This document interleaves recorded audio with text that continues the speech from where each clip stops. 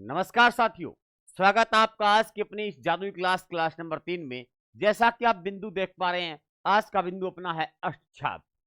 तो आज का आपका प्रश्न आपके सामने ये रहा। प्रश्न है, वल्लभाचार्य के शिष्यों में कौन सा समूह सही है? कौन सा समूह सही है? सूरदास, नंददास, गोविंद स्वामी, चतुर्भुजदास, चित स्वामी, परमानदास, कुमनदास, कृष्णदास। चलिए, ये 8 अष्टचाप के कवि थे, भगत कवि थे। इनके बारे में जानते हैं, तब तक आप उत्तर दीजिएगा। आपको उत्तर पता होना चाहिए। अगर आपकी भागीदारी जितनी ज्यादा होगी, उतने ही ज्यादा प्रश्न बेहतरीन मिलेंगे आपको, मतलब बेहतरीन व्याख्या आपको दी जाएगी। आप जो है बस कमेंट कीजिए और शेयर कीजिए, मोटिवेट कीजिए। जितने ज्यादा मोटिवेट करेंगे उतने ज्यादा अच्छा कंटेंट आएगा। मैं बात करता हूँ, वल्लभाचार्य के शिष्यों की 8 शिष्य थे। अष्टचाप में 8 थे, अष्टचाप में 8 थे। अष्टचाप जो छाप लगाई, वो लगाने वाले, आपको पता है अष्टचाप की स्थापना 1565 में हुई थी। 1565 में स्थापना होती है, कई बार पूछ लेते हैं। 1565 ईस्वी में स्थापना हुई थी और अष्टचाप की छाप लगाई थी विठलनाथ ने। किसने? विठलनाथ ने। तो विठलनाथ जो हैं, विठलनाथ जो हैं, उन्होंने अष्टचाप की स्थापना की थी।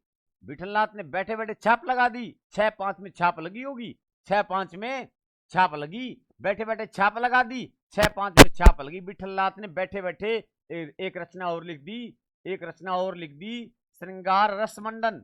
श्रृंगार रसमंडल लिखा। अच्छा, श्रृंगार रस का मंडन कर दिया, श्रृंगार रस का मंडन कर दिया, वो भी बैठे बैठे। सब काम विठलनाथ तय कर देंगे बैठे बैठे। इन्होंने कहा था कभी सूरदास को पुष्टि मार्ग का जहाज, सूरदास को पुष्टि मार्ग का जहाज कहा था। सूरदास को पुष्टि मार्ग का जहाज कहा था, पुष्टि मार्ग का जहाज कहा था। बैठे बैठे कहा कि पुष्टि मार्ग को जहाज जात है, जो कछु लेना हो तो ले, वरना बैठ जाओ, वरना बैठ जाओ। विठलनाथ कहते हैं बैठे बैठे श्रृंगार रस का मंडन कर दिया, बैठे बैठे छाप लगा दी, बैठे बैठे कह दिया कि जहाज जा रहा है, बैठना तो बैठ जाओ, लेना तो ले लो।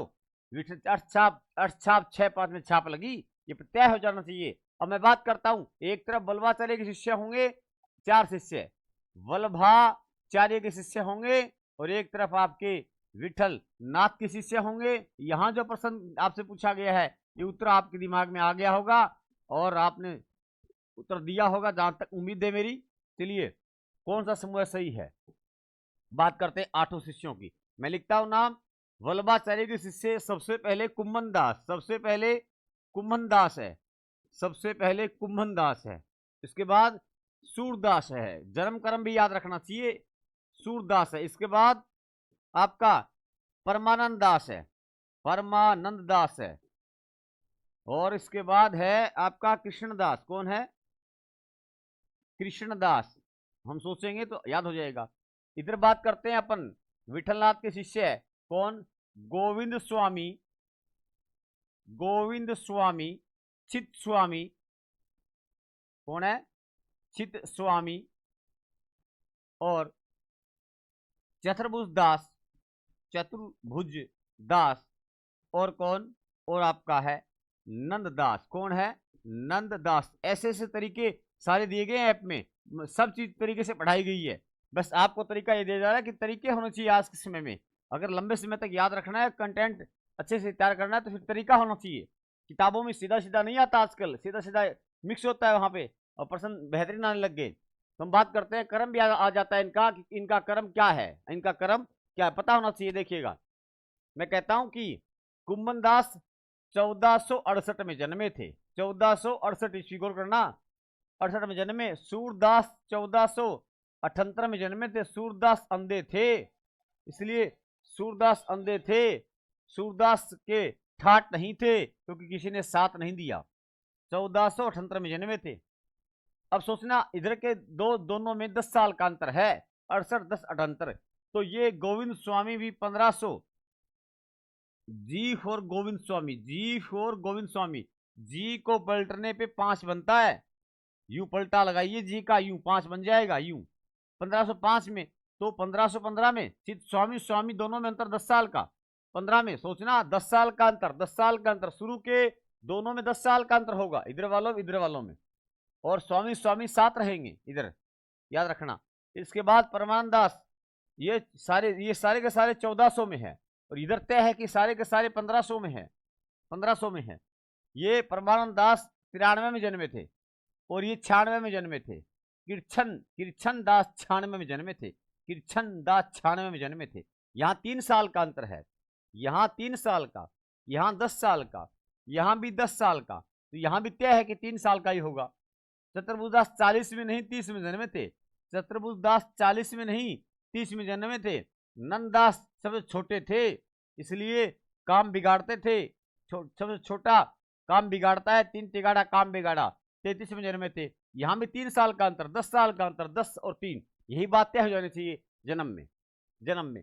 कुम्भन दास सबसे बड़े थे, कुम्भन दास सबसे, अगर प्रश्न निकलने होते हैं तो सोचिए सबसे वरिष्ठ कौन था, हमसे पूछे कि सबसे वरिष्ठ बताओ कौन था, तो सबसे वरिष्ठ थे ये कौन, कुम्भन दास, ठीक है। और सबसे अग्रणी वात्सल्य रस के अंदर, वात्सल्य में और श्रृंगार रस में सबसे बड़ी संगीतज्ञ कौन, 1 नंबर के सारे काम 1 नंबर के किसके पास थे, सूरदास के पास थे।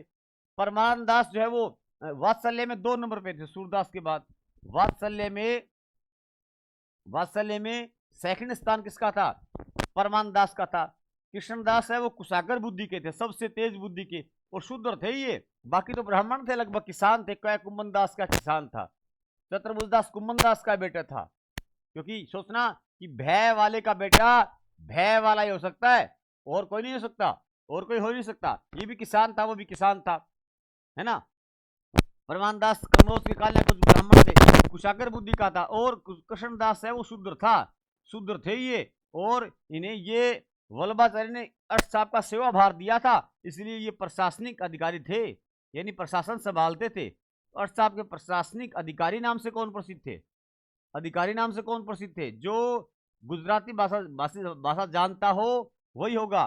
तो लेखा रखता था गुजराती भाषा में, गुजरात के थे ये, गुजरात के थे, और वैसे वर्ज भी जानते थे, इसलिए कृष्णदास क्या कुशागर बुद्धि का था, और अधिकारी नाम से प्रसिद्ध थे, और ये जुगाड़ करते थे, इसलिए इन्होंने जुगलमान चरित लिखा। क्या लिखा, जुगलमान चरित लिखा, जुगलमान चरित लिखा था। ये जुगाड़ से पैसे कमाते थे, तो जुगलमान चरित लिखा था कृष्णदास ने। गोविंद स्वामी भरतपुर में जन्मे थे, आंतरी गांव में, भरतपुर राजस्थान के थे। ऐसा भी आता है कि कौन निम्न में से राजस्थान से संबंध रखता है, गोविंद बोलो हरे गोपाल बोलो, अपने ही बोलते होंगे।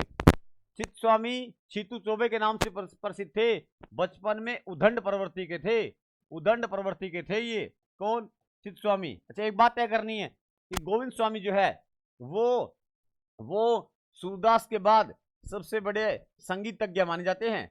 संगीतज्ञ कौन, सेकंड नंबर पे गोविंद स्वामी, गोविंद बोलो हरे गोपाल बोलो, 1 नंबर का काम सब सूरदास का होगा। चतुर्भुजदास आपको पता है ये कुंभन दास के पुत्र थे, कुंभन दास के पुत्र कौन, चतुर्भुजदास थे। नंददास सबसे छोटे थे, सबसे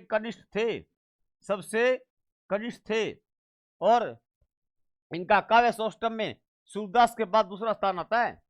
काव्य सौष्ठव में सूरदास के बाद कौन सा स्थान, सेकंड स्थान आता है। इन्होंने मंजरियां बहुत लिखी, अनेकार्थक मंजरी, मान मंजरी, रूप मंजरी, मान मंजरी, रूप मंजरी, रस मंजरी, अनेकार्थक मंजरी, सब मंजरियां लिखने वाले भक्ति काल में यही थे। लेकिन 2 मंजरियां, कौन सी मंजरी, दो मंजरियां बोल के बताता हूं कि वो थी आपकी राम ध्यान मंजरी, राम भजन मंजरी। वो अगरदास लिखता है राम भगत कवि, राम ध्यान मंजरी, राम भजन मंजरी। सोचिए अगरदास आगे आगे बैठ के राम का भजन करता था, राम भजन मंजरी। अगरदास आगे बैठ के राम का ध्यान लगाता था, राम ध्यान मंजरी। अष्टायाम तो लिखता है राम ध्यान मंजरी, राम भजन मंजरी। अगरदास आगे बैठ के राम का भजन करता, आगे बैठ के ध्यान लगाता। तो मैंने बोले आपको तय हो जाना चाहिए कि कुम्भन दास, सूरदास, परमानंद दास, कृष्णदास ये सब के सब हैं वल्लभाचार्य के शिष्य हैं, वल्लभाचार्य के हैं। विठलनाथ के शिष्य कौन है, बैठे बैठे गा रहे थे गोविंद बोलो हरे गोपाल बोलो। तो गोविंद स्वामी दोनों साथ रहेंगे, स्वामी साथ रहेंगे। सबसे छोटा था नंददास, इसीलिए तो सब छोटा था, तो विठलनाथ के पास था। चतुर्भुज दास तो बेटा था कुमन दास का, इसलिए विठलनाथ के पास था। चलो जन्म तय कर लेना चाहिए कि यहाँ कब कब जन्मे थे। ये सब 1400 में है, वो सब 1500 में है। शुरू वाले में 10 साल का है, 10 साल का है। इनके बाद लास्ट वालों में 3 साल का अंतर है, इनके 3 साल का अंतर है। ये हमने बात की। अब हम प्रश्न देखते हैं, वल्लभाचार्य के शिष्यों में कौन सा समूह सही है। तो सूरदास तो इसका नंददास नहीं है, नंददास नहीं है, ये है। चलिए उत्तर करते हैं, ये है, ये नहीं है। गोविंद स्वामी नहीं है, चतुर्भुजदास नहीं है, ये दोनों विठलनाथ के हैं। समूह सही पूछा है हमसे। चित स्वामी तो है नहीं है, परमान दास हैं, कुमन दास, कृष्णदास, ये दोनों हैं। ये दोनों समूह में आते हैं, किसके, वल्लभाचार्य के शिष्यों में आते हैं। उत्तर हमारा ये हो गया कौन सा, डी। चलिए मित्रों, अर्ष आपकी क्लास कैसी लगी हम बात करते हैं अगली क्लास में। मिलते हैं आपसे। शेयर कीजिए, कमेंट कीजिए, लाइक कीजिए और चैनल को सब्सक्राइब कीजिए। जितना ज़्यादा मोटिवेट करेंगे उतनी अगली क्लास बेहतरीन टॉपिक के साथ आएगी। धन्यवाद, जय हिंद।